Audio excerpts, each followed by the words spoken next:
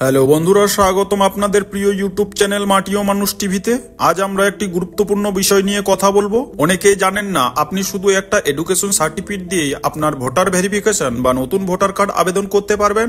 কিন্তু সবাই না, চতুর্থ বা অষ্টম শ্রেণীর সার্টিফিকেট দিলে কিন্তু আবেদন রিজেক্ট হয়ে যায়। আজকে আমি আপনাদের দেখাবো কোন কোন সার্টিফিকেট অ্যাকসেপ্টেবল আর কোনগুলি রিজেক্ট হয়। বিস্তারিত আজকের এই ভিডিওতে আলোচনা করব। কাজে ভিডিওটাকে সম্পূর্ণ দেখবেন এবং ভিডিওটি ভালো লেগে থাকলে অবশ্যই একটি লাইক করে দেবেন।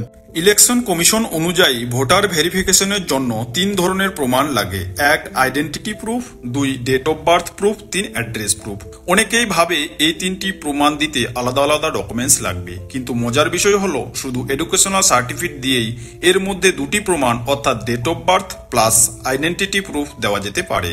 যদি সার্টিফিকেটের নাম ও জন্ম তারিখ পরিষ্কারভাবে লেখা থাকে তাহলে সেটা দিয়ে আপনি ডেট অফ বার্থ প্রুফ এবং অনেক ক্ষেত্রে আইডেন্টিটি প্রুফ হিসাবে আবেদন করতে পারবেন।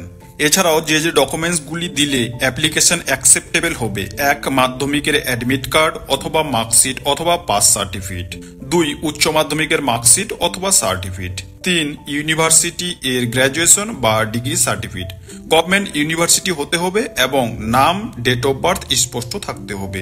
এবং যে যে ডকুমেন্টসগুলি দিলে আপনাদের অ্যাপ্লিকেশন রিজেক্ট হতে পারে, যেমন 4th ক্লাসের সার্টিফিকেট, 8th ক্লাসের সার্টিফিকেট এবং লোকাল কোচিং বা প্রাইভেট ইনস্টিটিউটের সার্টিফিকেট।